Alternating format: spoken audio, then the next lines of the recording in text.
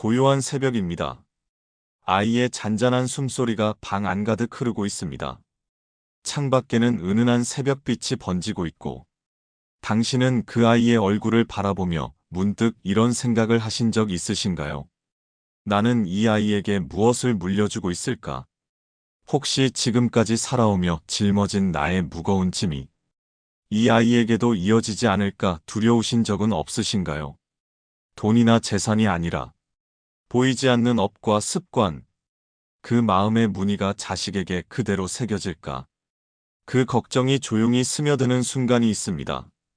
오늘은 부처님 말씀을 통해 나의 업이 자식에게 되물림되지 않도록 하는 길에 대해 함께 나누고자 합니다. 일장업의 되물림이란 무엇인가? 부처님은 업을 마음이 지어낸 발자취라고 하셨습니다. 우리가 어떤 생각을 하고 어떤 말을 하고 어떤 행동을 하느냐에 따라 그 발자취가 깊어지기도 하고 사라지기도 한다는 뜻입니다. 그 발자취는 단순히 나 하나만의 길을 만드는 것이 아닙니다. 내가 걸어온 길은 곧 자녀가 서게 될 땅이 되기 때문입니다. 예를 들어 부모가 늘 화를 내며 살았다면 그 집의 공기는 쉽게 날카로워집니다. 아이의 귀에는 높은 목소리가 익숙해지고 마음에는 늘 긴장이 자리하게 됩니다. 이것이 바로 업의 대물림입니다. 불교에서 말하는 업은 단순히 전생에 지은 죄만을 의미하지 않습니다. 오늘 내가 선택하는 작은 행동 하나, 무심코 내뱉는 한마디 말, 그리고 그것이 만들어내는 분위기와 에너지가 모두 업이 됩니다.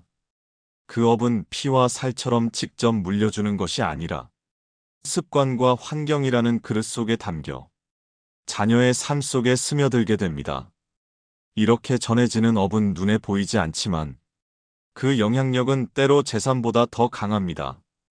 돈은 잃어도 다시 벌 수 있지만 마음의 습관은 한번 새겨지면 쉽게 지워지지 않기 때문입니다. 부처님은 이 점을 잘 아셨기에 자신의 삶을 바꾸는 것이 자녀의 삶을 바꾸는 첫걸음이다라고 말씀하셨습니다. 2장 부처님이 설한 업과 인연의 연쇄. 부처님께서는 한 제자가 찾아와 세존이시여 저는 부모님처럼 살고 싶지 않습니다. 왜냐하면 그분들의 고통과 습관이 제 삶 속에 그대로 이어지고 있기 때문입니다. 라고 하소연했을 때 조용히 한 송이 연꽃을 들어 보이셨습니다. 부처님은 말씀하셨습니다. 이 꽃은 진흙 속에서 자라나지만 그 모든 꽃이 진흙 냄새를 품는 것은 아니다. 진흙이 물을 만나고 햇볕을 받으면 그 속에서도 향기로운 꽃이 피어난다. 업이 진흙이라면 인연은 물과 햇볕이니 내가 어떤 물과 어떤 빛을 받느냐에 따라 삶은 달라질 수 있다. 불교에서 업은 씨앗과 같습니다. 그 씨앗은 선한 것도 있고 악한 것도 있습니다. 그리고 그 씨앗이 어떤 열매를 맺을지는 인연이 결정합니다. 인연이란 만남이고 환경이며 그 속에서 반복되는 마음과 행동입니다. 부모가 화를 잘 내는 업을 지녔다 하더라도 그 자녀가 부드럽고 자비로운 사람들과 함께 시간을 보낸다면 그 업의 씨앗은 발아하지 못합니다. 반대로 좋은 씨앗이라도 탐욕과 이기심의 환경 속에 놓이면 열매는 썩고 말지요. 부처님은 제자 마하나마에게도 이와 비슷한 가르침을 주셨습니다. 마하나마는 늘 근심이 많았고 그 마음이 집안의 분위기를 무겁게 만들었습니다. 그는 이 근심이 아이들에게 전해질까 두렵습니다라고 고백했습니다. 부처님은 그를 바라보며 말씀하셨습니다. 내 마음에 있는 근심을 먼저 털어내라. 마음이 고요하면 고요함이 전해지고 마음이 탁하면 탁함이 전해진다. 아이의 운명은 말과 행동보다 마음의 향기에 더 큰 영향을 받는다. 이렇듯 업은 혼자만의 것이 아닙니다. 씨앗이든 진흙이든 그 속에 무엇을 심고 어떤 빛과 물을 줄지는 바로 지금 우리의 선택에 달려 있습니다. 3장 무의식 속에서 자녀에게 심는 업. 우리는 아이를 사랑한다고 말하면서도 무의식 속에서 그 사랑과는 다른 씨앗을 심을 때가 많습니다. 그 씨앗은 말 한마디와 표정 하나에 실려 조용히 자라납니다. 아이가 성적표를 들고 왔을 때 왜 이것밖에 못했어라는 말이 먼저 나올 때가 있습니다. 그 순간 아이의 마음속에는 나는 부족하다라는 씨앗이 뿌려집니다. 그리고 그 씨앗은 시간이 흐를수록 나는 해도 소용없다라는 줄기로 자랍니다. 식탁에서 뉴스를 보며 세상과 사람을 불평하는 말이 습관처럼 흘러나올 때 아이는 세상을 신뢰하기보다 의심하는 눈을 배우게 됩니다. 혹은 부모가 화가 나서 문을 쾅 닫고 방에 들어가 버릴 때 아이는 대화를 피하는 법을 배우고 감정을 삼키는 습관을 갖게 됩니다. 이 모든 것은 의도한 것이 아닙니다. 그러나 부처님은 말씀하셨습니다.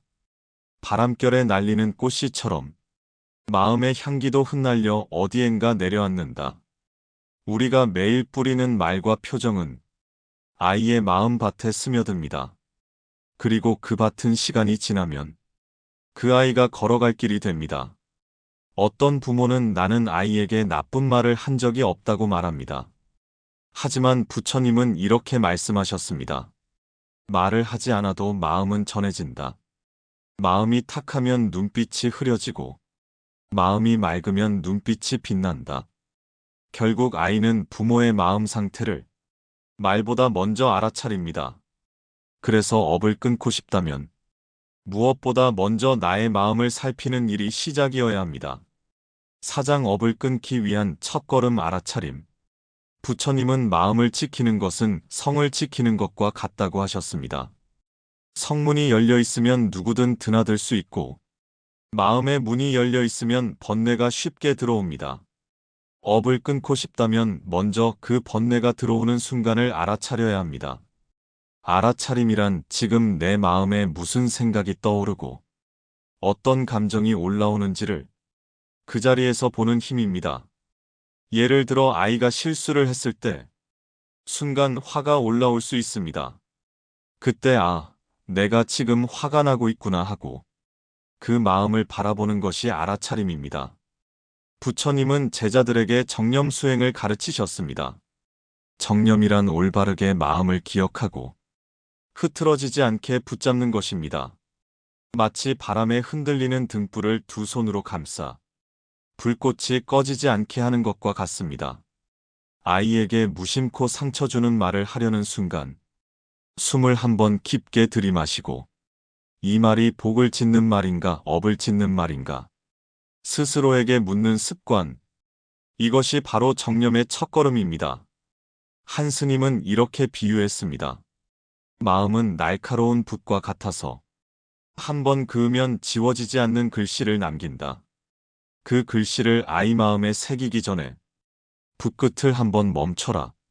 알아차림을 생활 속에서 계속 연습하면 화가 올라올 때 멈추게 되고 습관적으로 하던 부정적인 말들이 줄어듭니다. 그 순간부터 업의 고리는 서서히 끊어집니다. 오장복을 심는 말과 행동. 부처님은 복은 하늘에서 떨어지는 것이 아니라 스스로 짓는 것이라고 하셨습니다. 우리가 매일 하는 말과 행동이 바로 그 복의 씨앗입니다. 그리고 그 씨앗이 자녀의 마음에 심어질 때 그것은 세상 어떤 재산보다도 귀한 유산이 됩니다. 복을 짓는 첫 번째 방법은 올바른 말입니다. 아침에 아이를 바라보며 잘 잤니? 라고 부드럽게 묻는 한마디. 잠들기 전 오늘도 수고 많았어라는 따뜻한 인사. 이런 짧은 말들이 아이의 마음속에 나는 소중한 사람이라는 믿음을 심습니다. 두 번째 방법은 자비의 행동입니다. 길에서 힘들어하는 사람을 보면 함께 도와주는 모습. 작은 동물을 소중히 다루는 모습. 이 모든 행동이 아이의 눈에 기록됩니다. 아이는 그 행동을 보며 세상과 관계 맺는 방식을 배웁니다. 세 번째 방법은 청정한 마음입니다. 부처님은 마음이 맑으면 말과 행동도 맑아진다고 하셨습니다. 마음이 불안하면 아무리 좋은 말을 하려 해도 그 불안이 묻어납니다. 그래서 아이를 위해 복을 짓는 가장 좋은 방법은 부모 스스로 마음을 가꾸는 일입니다. 한 제가신자는 부처님께 물었습니다. 세존이시여, 저는 아이에게 아무것도 물려줄 것이 없습니다. 가난하고 가진 것이 없습니다. 부처님은 이렇게 말씀하셨습니다. 그대가 가진 가장 큰 재산은 깨끗한 마음이다. 그 마음이 자비롭고 청정하면 그대의 자식은 복의 길을 걸을 것이다. 결국 아이가 커서 어떤 사람이 될지는 우리의 말과 행동이 매일 조금씩 빚어가는 결과입니다. 그렇기에 복을 심는 습관은 오늘 당장 시작해야 합니다. 육장업을 끄는 부모의 이야기. 옛날 마가다국에 한 여인이 있었습니다. 그녀의 집안은 대대로 술을 빚어 팔며 살아왔습니다.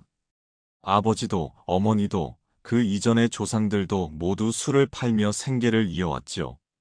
어린 시절부터 그녀는 술 냄새가 배인 집에서 자랐고 손님들의 거친 웃음소리와 싸움소리에 둘러싸여 성장했습니다.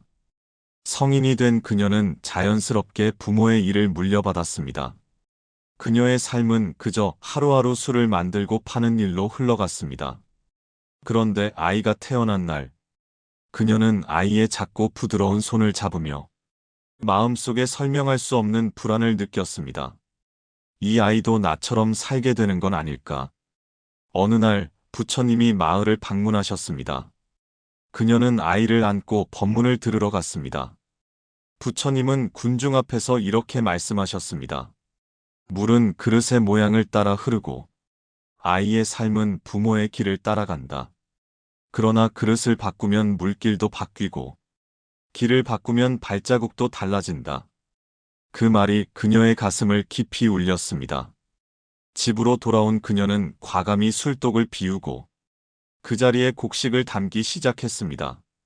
사람들은 처음엔 비웃었습니다. 하지만 그녀는 매일 아침 아이를 바라보며 다짐했습니다. 이 아이에게는 깨끗한 업을 물려주겠다. 세월이 흘러 그 아이는 부처님의 제자가 되어 많은 이들에게 법을 전했습니다. 그리고 사람들은 그 아이를 마을의 빛이라 불렀습니다.